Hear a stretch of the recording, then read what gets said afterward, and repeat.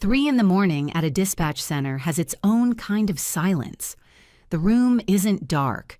Monitors never let it be.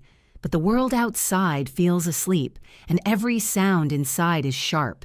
Keyboard taps, a headset click, a radio squelch that cuts through your ribs. I was on duty, graveyard shift. Coffee that had gone cold an hour ago. My hair in a messy clip because no one important sees you at 3 a.m.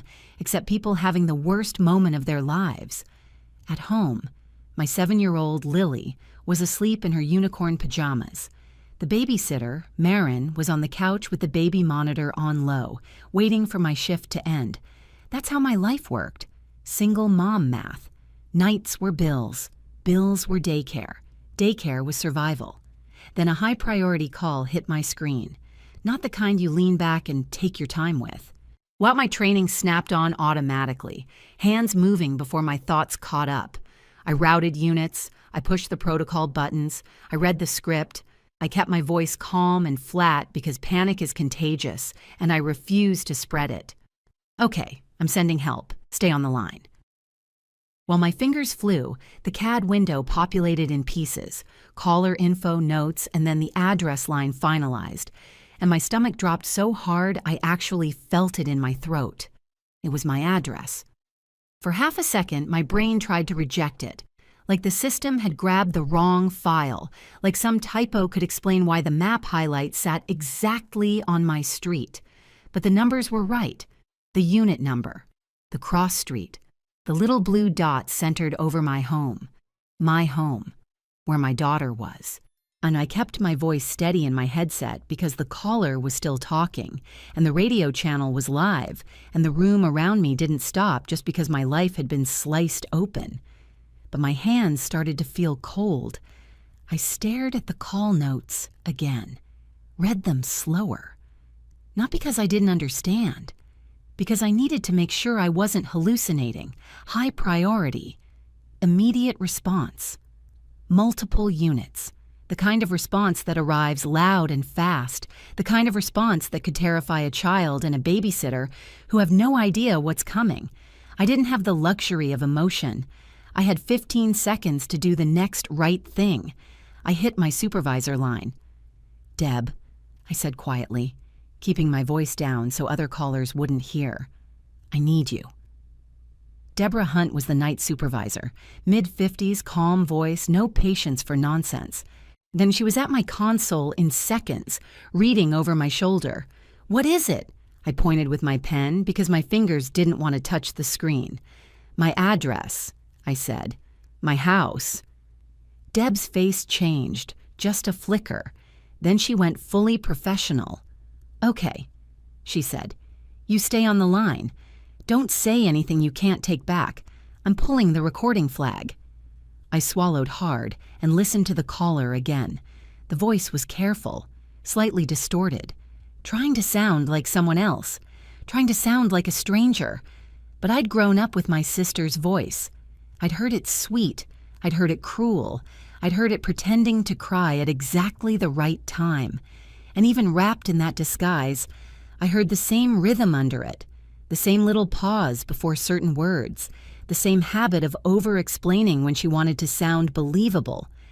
My sister, Erin, had hated me quietly for years. Not the loud kind of hate where people throw things, the quiet kind where they smile at your daughter's birthday party and then ask questions that feel like needles. She hated that I was the responsible one, that I got a real job, that I didn't need our parents anymore, that I didn't beg for anything, and she hated that I'd stopped saving her. A year ago, she asked me to help with a lease after she trashed her credit. I said no, calmly, once. She never screamed at me. She just got polite. And in my family, polite was the warning label. Deb leaned closer. "You think it's her." "I know it," I said. "I can't prove it yet." Deb's eyes were on the screen now, on the incoming call data fields that mattered. "Caller ID is masked," she murmured. "VoIP route. No clean ANI." "Of course. But systems leave trails anyway. They always do." Deb tapped her headset. I'm notifying the watch commander. We need staging. We need this treated as a potential false report until verified. And you need to contact your babysitter now without escalating the caller. I nodded so hard my neck hurt. I didn't want to call Marin. I didn't want to put fear in her voice. But fear was already on the road if units were rolling.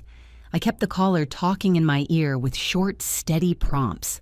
Enough to hold the line. Enough to keep them from hanging up and disappearing into the dark. Then I typed a note into the CAD, one line that could save a life if someone bothered to read it. Resident is 911, dispatcher on duty, child present inside with babysitter, request verify before forced entry. Deb pointed at it. Good. My phone was locked in my locker, policy, but I had a station line and I had Marin's number memorized because that's what motherhood does to you. I signaled Deb and she nodded. I put the caller on a monitored hold, still connected, still recorded, then grabbed the desk phone and dialed. Marin answered on the second ring, whispering, "Hello?" "Marin," I said, keeping my voice low and tight, "listen to me carefully. Stay calm. Do not wake Lily unless you have to." Her breath caught. "What?" "Police may arrive," I said. "I need you to keep your hands visible if anyone knocks. Do not open the door fast. Speak through it first. Tell them you're the babysitter and you're calling me. Do you understand?" I could hear her sit up. The springs on my couch at home, miles away. Why would... "I'll explain later," I said. "Or right now, lights on in the living room. Lily stays in her room. You stay between Lily and the front door, phone in your hand, okay?" Marin's voice shook. Okay, I'm doing it." I ended the call before my voice could break. Back on my screen, Deb had pulled up the audio replay. She slid one ear cup halfway off so I could hear without breaking policy. The caller's voice played back, steady, insistent, carefully constructed. And then it hit a phrase that made my skin go electric because it was something Erin said all the time when she was lying. A tiny filler word, a little laugh that didn't belong. Deb looked at me. "Yeah," she whispered. "That's her." My fingers hovered over the flag button for suspected misuse. This wasn't just personal, this was dangerous. I hit it anyway. On a red marker appeared in the system. Possible false report / malicious call. Review required. Deb's other screen pinged with the data assist tool we sometimes used when caller info was masked. Location estimates, network hints, anything that might anchor the call to reality. The map loaded slowly. A circle appeared, then tightened. Deb's eyebrows lifted. "We've got a location estimate." My throat went dry. "Where?" She read it once, then turned her screen slightly so I could see the pin. It wasn't near my house. It was 2 miles away, right over the apartment complex where my sister lived. Deb's voice dropped to a whisper. "It's pinging from Erin's neighborhood." For a second, I couldn't breathe. Not because I was surprised, because it meant she didn't even bother to be far. She was close enough to watch the fallout. Deb straightened. "We're already moving. I'm calling the watch commander. We're upgrading this to suspected swatting with an identified person of interest. We're also getting a supervisor on the radio, so unit stage and verify before any entry." I nodded, hand steady again for the first time since the address loaded. "And I need you to mark that Lily is inside." "It's already on the call," Deb said, "and now we have something better than a gut feeling." She tapped a key that locked the call audio, the location estimate, and my flag into the incident file with a timestamp. Then she looked at me. No pity, just urgency. "Stay on protocol," she said. "We're going to keep your kids safe, and we're going to preserve everything." Across my screen, the units I'd dispatched were already nearing my street, and in my headset, and the disguised voice was still on the line, steady, careful, like it believed the system belonged to her. In my headset, the caller kept talking like she wasn't about to wreck a child's night. "I can hear movement," the disguised voice said. "He's going to hurt someone." Deb leaned close to my mic and mouthed, "Keep her talking. Don't tip her." I forced my voice into the most boring tone I had. "Stay on the line," I said. "Tell me exactly what you see." The voice gave details that sounded rehearsed, generic enough to fit any house, specific enough to feel urgent. A weapon, a threat, a man in the home. Words designed to trigger the fastest response. But the CAD wasn't just a script, it was a record, and now we were building it around her. Deb keyed her radio and spoke directly to the watch channel, voice crisp. "All units responding to the Lawson address. Stand by for command. Potential malicious call. Stage and verify. Child inside with babysitter. No forced entry unless confirmed threat. Acknowledge." The acknowledgements popped back one by one. Calm voices, short replies. Unit 12 copies. Unit 7 copies. Supervisor en route. The moment a field supervisor takes control, the temperature drops. Fewer assumptions, more questions, fewer hero moves. Deb turned to me. "We need the babysitter to be ready when they knock. Can you keep her line open?" My station phone was still warm from the call. I dialed Marin again and kept it on mute, listening. She whispered when she answered, "I'm in the living room. Lights are on. Lily's door is shut. I'm shaking." "Stay with me," I whispered back, and then muted it again so the caller on my headset couldn't hear my personal line. On my CAD, unit icons converged toward my street. I could almost picture it. Tires on wet asphalt, headlights sliding across the hedges, neighbors' porch cameras waking up and catching the wrong kind of excitement. Then the field supervisor's voice cut in on the radio, steady and controlled. "Command to dispatch. We're staged. We have visual on the residence. No visible smoke, no forced entry, no screaming. We're making contact with the occupant." My stomach tightened anyway because contact in the dark can still go wrong. Deb gestured for me to keep my voice calm in the headset. "Ask the caller for something that can be verified." I knew exactly what she meant. Details that either exist or don't. I leaned into the mic. "Ma'am, what is the suspect wearing?" A pause. Too long. "Dark clothing," the voice said. "Hair," I pressed gently. "Any distinguishing features?" Another pause. I can't see clearly." That was the slip. People who are actually watching a threat can't stop themselves from giving details. They can't help it. Their fear fills in the blanks. This voice was trying to stay vague because vague can't be disproven. Deb tapped my screen where the call location estimate sat. Aaron's complex, 2 miles away. Close enough to be comfortable, close enough to listen to scanner apps, close enough to drive by later and pretend she just heard. Deb opened a second tool, the call routing details. It wasn't magic. It was a trail of breadcrumbs, gateway, provider, and a best effort identifier. She clipped it into the incident file with a timestamp. Then she pulled a short internal form up on her screen. Malicious call escalation, swatting checklist, steps that protect the responding officers and the people inside. She checked the boxes quickly. "Caller voice matches known family member," she whispered to me. "Location estimate aligns. We have motive. Now we need the final piece. Preserve her own words." Deb nodded at my mic. "Get her to repeat the claim." I kept my voice flat. "Ma'am, you're reporting a person inside the residence with a weapon, correct?" "Yes," the voice said immediately. "And you believe there is immediate danger?" "Yes." Deb hit a marker in the recording system, an internal timestamp bookmark that flagged that statement. It was a small click, but it felt like a door locking. In my other ear, Marin was still on the phone, breathing shallowly.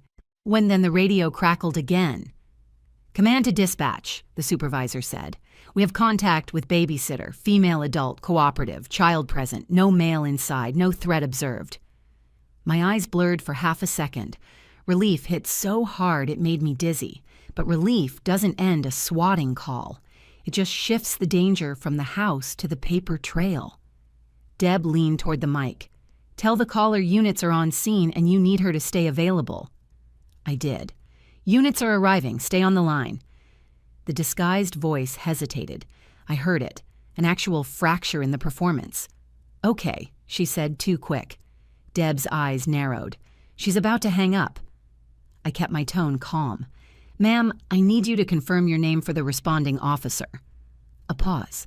Then the voice said a name that wasn't hers, a fake, something generic.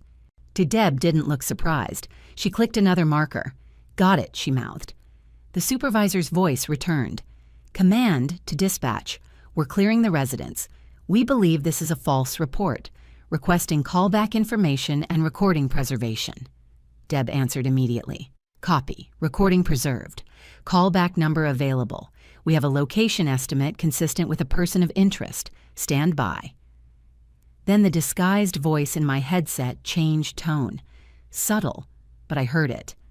Wait, she said. Don't let her talk you out of it. She's manipulative. My chest went cold again, because that wasn't about a threat in my home. That was about me, about my sister's favorite story. Deb's eyes met mine.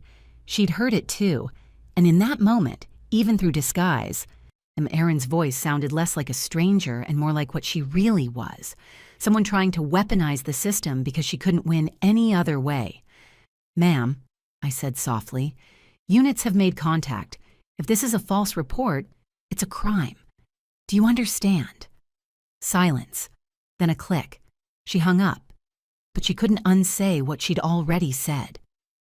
Deb immediately printed the call summary with the bookmarks highlighted and the incident number at the top. She stood and went straight to the watch commander's station, because this wasn't just a false call now.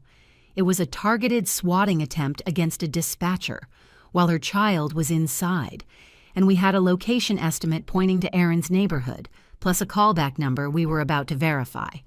At the moment the field supervisor said the words, false report, my body tried to sag with relief. But dispatch doesn't let you rest on relief. Dispatch makes you move to the next risk, because a swatting call doesn't end when everyone is safe inside the house. It ends when you stop the caller from doing it again, tonight, tomorrow, to someone else. Deb slid into the primary position at my console like she'd done it 1,000 times. You're conflicted out, she said quietly. You're not touching the radio traffic. You're not calling units. You're a witness now. I nodded once, because she was right. If I stayed in control, my emotions could become the story. If I stepped back, the record stayed clean. Deb keyed the radio. Command, dispatch. We have reason to believe this was a malicious call, and requesting you initiate a report for swatting and hold all body camera. We also have a location estimate and a callback number to verify. The supervisor on scene answered immediately. Copy, we'll hold footage. Send the callback. Deb sent it through the secure channel that doesn't end up on a scanner app. Then she turned to me. What's the sister's address? I didn't even have to think. I'd written it 100 times on school forms. Cedar Ridge Apartments, Building 4. Deb didn't write it on a sticky note. She typed it straight into the incident as a possible source location and flagged it for follow-up. The system time-stamped it automatically. Then she did something that made my stomach tighten again. She called the number back on a recorded line. The phone rang once, twice. Then a voicemail picked up. A woman's voice, light, more cheerful, false, said, Hi, you've reached Erin. Leave a message. Deb didn't look at me when it happened. She didn't need to. I felt my hands go numb anyway, because that voicemail wasn't someone's friend. It wasn't a random burner. It was her. Deb ended the call without leaving a message and looked at the watch commander, a lieutenant with a coffee-stained notebook who'd been listening from 2 consoles away. Lieutenant, she said, tone clipped, we have a malicious 911 call to a dispatcher's home with a child inside. Location estimate aligns with a known person. Callback number goes to the person's voicemail. The lieutenant's face went still in the way people's faces go still when a situation stops being theoretical. Okay, he said, we're doing this clean. Patrol goes to the source address. No lights, no sirens. We secure the phone. We preserve the account. He looked at me. Ma'am, what's your name? Tara, I said automatically. My voice sounded far away. Tara Lawson. He nodded once, writing it down. You're off the console. Statement as soon as we can. And somebody check on the child. Deb pointed at my desk phone. I called Maren again, hands shaking now that I finally had permission to feel it. She answered in a whisper that sounded like she'd been crying silently. They're here. I know, I said. Listen to me. Are you and Lily okay? Yes, she whispered. She woke up. She's scared. They're outside with flashlights. They asked me to step out for a second. My heart clenched. Did you bring Lily? Yes. I wrapped her in a blanket like you said. Good. Good. Keep the child visible. Keep her safe. You keep her away from doors and guns and confusion. Maren, I said, voice low and steady again, you're doing perfect. Tell them you're on the phone with me. Tell them I'm dispatch. Tell them it's likely a malicious call. I did, she said. The sergeant said they believe me. I exhaled slow. Then she added softer. Tara, Lily keeps asking if you're coming home. My throat tightened hard enough that swallowing hurt.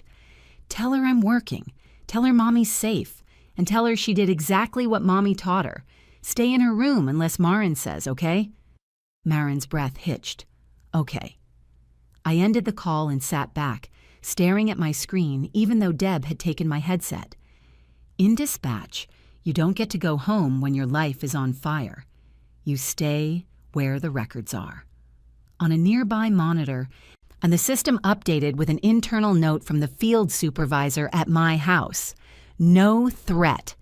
Residence cleared, child safe, false report suspected. One sentence. Clean, stabilizing. Then the lieutenant's phone buzzed. He read it, then spoke to Deb. Patrol is at Cedar Ridge, he said. They're staging. They want confirmation before contact. Deb didn't look at me. She looked at the lieutenant. The callback number ties to Aaron Caldwell. Voicemail confirmed. The lieutenant nodded once. Send that to the responding unit. Deb did, through the secure channel. I heard the radio response a moment later, faint through the room speakers. Unit 21 copies. Approach is quiet. Quiet approach. No sirens, no drama. Because now we weren't trying to catch a bad guy. We were trying to preserve evidence and avoid escalation. My mind started doing what it always does in crises. Inventory. Aaron lived on the second floor. Corner unit. A cheap doorbell camera she'd bragged about. A boyfriend who came and went. A habit of ordering delivery at midnight. And a hatred that had never been loud enough for anyone else to call it what it was. The radio crackled again. Unit 21 to dispatch.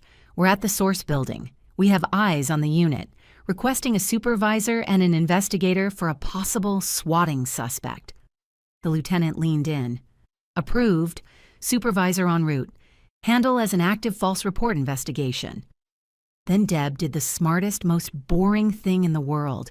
She printed the call audio bookmarks, those little internal markers that captured the caller's key claims and her accidentally personal insult about me being manipulative. Paper doesn't crash. Paper doesn't get deleted by accident. Paper sits in a file until someone has to answer for it. On the screen, another tool updated. The call routing path, the provider, a best estimate location based on network data. Nothing magical, nothing that would hold up alone. But now it didn't have to stand alone. It had my lock log, my babysitter's statement, the field supervisor's no threat, and a voicemail greeting that belonged to Aaron. The radio returned, and this time the voice sounded closer to a conclusion. Unit 21 to dispatch. Contact made. My entire body went rigid. Deb leaned in and whispered, "Whatever happens, you stay quiet." I wasn't even wearing the headset, but I nodded anyway. Through the speaker, I heard the officer continue. Female occupant answered, identified as Aaron Caldwell. She's denying she called. She's refusing to hand over her phone voluntarily. The lieutenant didn't hesitate. Copy. Maintain scene. Do not enter without cause. Attempt voluntary surrender of device. If probable cause develops, detain. Probable cause. Those words matter. They're the thin line between procedure and chaos. Then the officer's voice came back, lower and sharper. "Dispatch." She just said, "I only wanted to scare her." The dispatch room went still. Deb's eyes snapped to the lieutenant. The lieutenant's face didn't change. He just picked up the radio mic and said one sentence that sounded like a door closing. "Unit 21, detain her. Treat that as an admission. Secure the phone as evidence." My hands started shaking under the desk, not with triumph, just the delayed flood of everything that could have gone wrong. A child could have run to the door. A babysitter could have screamed. An officer could have made a split-second decision based on a lie. And my sister had been fine with all of it, as long as she got to watch me panic. The radio crackled one more time. "Copy. Subject detained. Phone secured." Deb finally looked at me, her voice quiet. "Your daughter's safe," she said, "and now we have a case." By the time the sun started lightening the edges of the sky, the dispatch center felt like it had aged a year, not because of the hours, because of what those hours could have cost. The lieutenant pulled me into a small office off the main floor. Beige walls, a table, 2 chairs, a printer that smelled like warm toner, the kind of room where people stop being operators and become statements. Deb sat with us, not as my friend, but as a supervisor witness. She didn't sugarcoat anything. That's why I trusted her. A detective from the county, Detective Rios, arrived with a thin folder and a tired face. He didn't come in loud. He came in precise. "Ms. Lawson," he said, "I'm going to take your statement and I'm going to explain what we have so far. The goal is simple. Lock the evidence down so nobody can rewrite it." I nodded, hands folded on the table to keep them still. He started with the timeline in plain language. "Call came in at 3:01, he said. "High priority. Caller alleged an immediate threat. Units dispatched. Residence cleared. No threat found. Babysitter and child confirmed safe." He looked at Deb. "Your supervisor flagged it as likely malicious while it was happening." Deb nodded once. "We had indicators. Or location estimate aligned with a known person. Caller voice pattern. Call back to voicemail." Rios flipped a page. "We also have the patrol report. The subject, Erin Caldwell, made a spontaneous statement, 'I only wanted to scare her.' And she refused voluntary phone surrender until a supervisor advised her of preservation." I didn't react outwardly. Inside, my stomach turned anyway, because "only wanted to scare her" is what people say when they don't want to admit they risked a child. Rios continued, steady. "Her phone is secured in evidence. We're applying for a warrant to pull call app logs, VoIP accounts, and location history. That's normal." Then he looked at me. "Now I need your side. Your relationship, motive, any prior threats, and whether she had reason to know you were working tonight." I kept my answers short, simple. Verifiable. "My sister resents me," I said. "I'm a single mom. I work nights. My daughter was home with a babysitter. Erin knows that schedule." "How?" he asked. "She's watched me," I said. "She asks questions that sound innocent. She shows up by coincidence. And she used to have access to my old family calendar when our parents forced us into sharing everything." Rios made a note. "Any texts? Emails?" "Yes," I said. "I have messages where she jokes about teaching me a lesson." "I can provide them." He nodded. "We'll collect." Then he asked the question that made my throat tighten. "Do you have any reason to believe she wanted to hurt the child?" I didn't try to sound noble. I told the truth. "I don't think she cared," I said quietly. "I think she cared that it was my house, that it would feel personal." Rios's pen paused for half a beat. Then he kept writing. Deb leaned forward slightly. "We also have a critical detail, Detective. The caller told dispatch not to let her talk you out of it and called Ms. Lawson manipulative. That wasn't necessary for the alleged threat. It reads like motive." Rios nodded once. "Good. That stays." He asked me to describe the night from my perspective. The moment the address loaded, calling the babysitter, the supervisor taking over, the field unit staging and verifying, I stayed factual. I avoided big emotional language because the kind of people who swear it was just a prank feed on emotional overstatements. When I finished, Rios slid a one-page form across the table. "This is your victim statement acknowledgement," he said. "It confirms you're requesting prosecution and that you understand the process." My hand hovered for a second, not because I was unsure, because my entire life had trained me to protect my sister from consequences. Then I remembered Lily's voice asking if I was coming home. I signed. Rios collected it and said, "Good." Then the lieutenant opened the office door and nodded at Deb. "Field supervisor from her residence called in," he said. "They want to confirm the child is okay." Deb stepped out to take it. I sat there with the detective, alone for the first time in hours. Rios looked at me. "I'm going to be blunt. People think swatting is a prank until somebody dies. The fact your child was inside increases seriousness, not because we want drama, because the risk is higher." I swallowed once. "I know." He nodded. "You did the right thing by keeping it procedural." Then he added something that made my stomach tighten again. "Your sister's phone was not the only thing we seized," he said. "Officers found a printed sheet on her kitchen counter." My eyes lifted. A sheet. Rios tapped his folder. A handwritten checklist. Times, your address. Notes about dispatch shift and babysitter. And one line that suggests she expected you to hear the call. My skin went cold.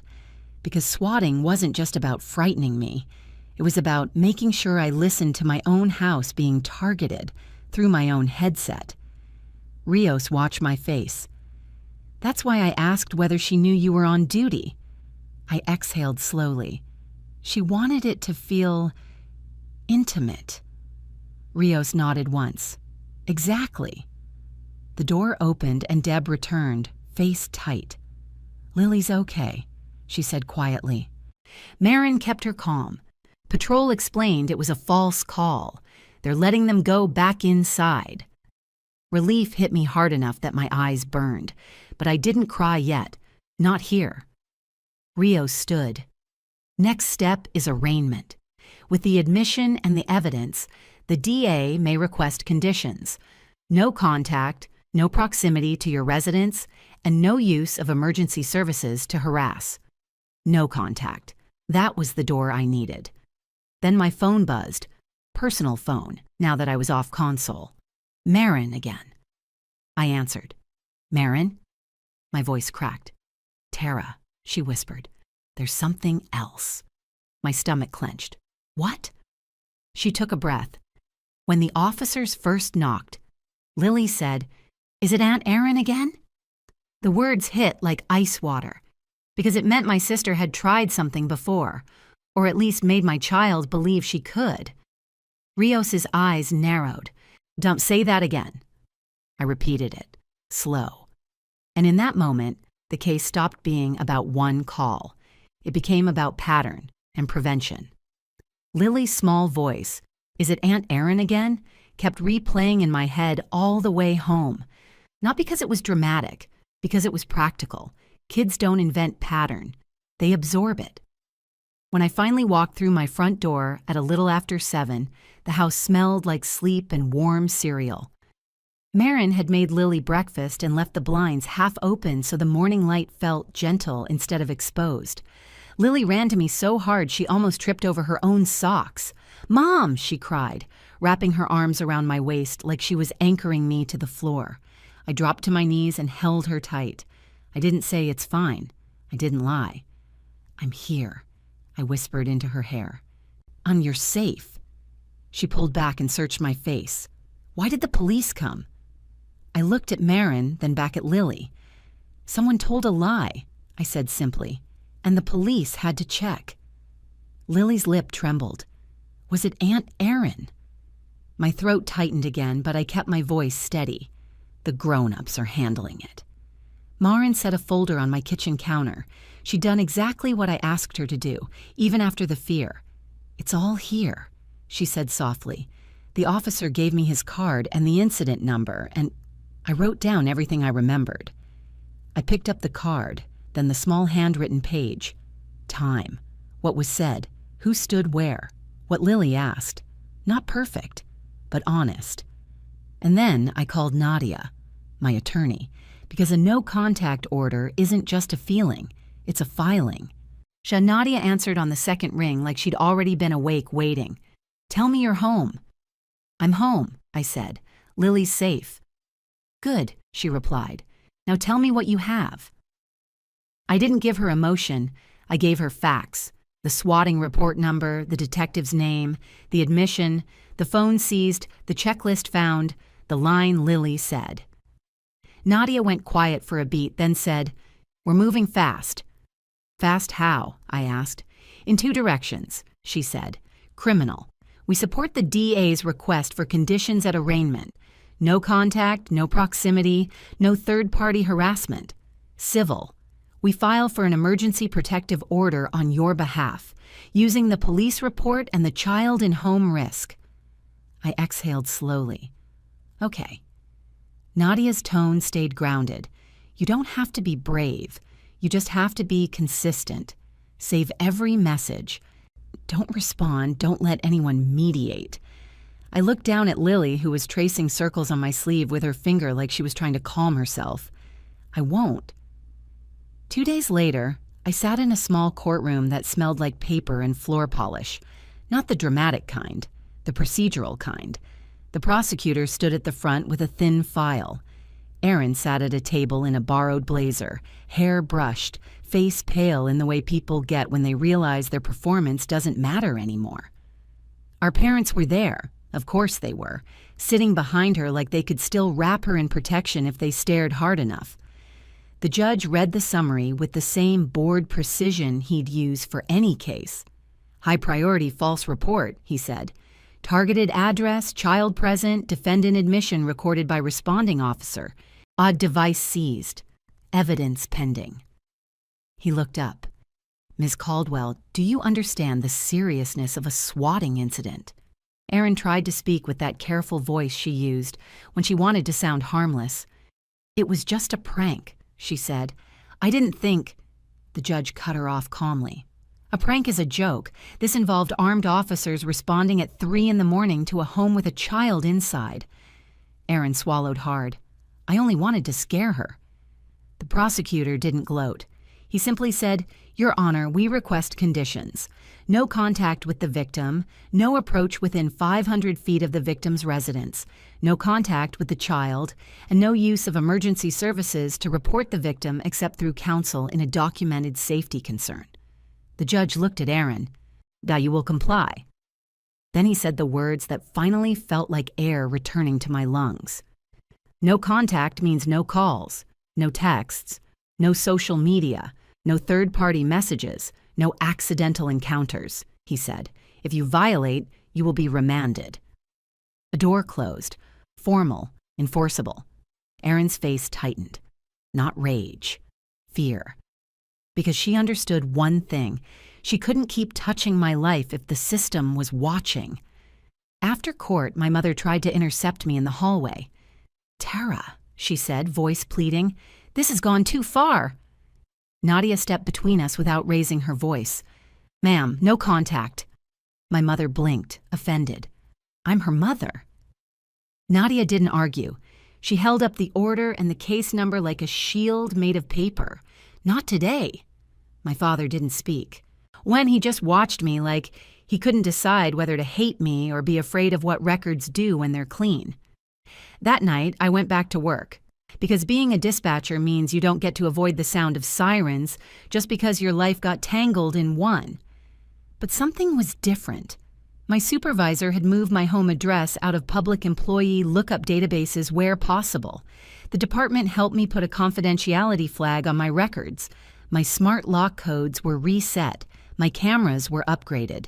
Marin got a second emergency contact number and a simple script for Lily. Stay in the room, wait for Marin, hands visible, Mom is working, Mom is coming back. Lily stopped asking if it was Aunt Erin at the door, not because she forgot, because the door stopped being a threat. A month later, when the detective called me with an update that wasn't poetic, but it was perfect, they'd tied Erin's phone to the call routing account. The disguised voice wasn't a mystery anymore. It was a recording, linked to a device, linked to an account. The checklist found at her place was photographed and logged. The admission was documented. The case was moving forward. Erin didn't learn a lesson in a cinematic way. She met a wall made of procedure. And as a single mom who works nights, that's all I ever wanted. A wall that doesn't care who someone is to me. I didn't want revenge. I wanted my daughter to sleep through the night. If someone in your family weaponized the system against you, would you keep quiet to avoid a scandal? Or would you put it on the record to stop it from happening again? Tell me what you'd do. And if you want more stories where evidence beats performance, like and subscribe. I'll see you in the next one.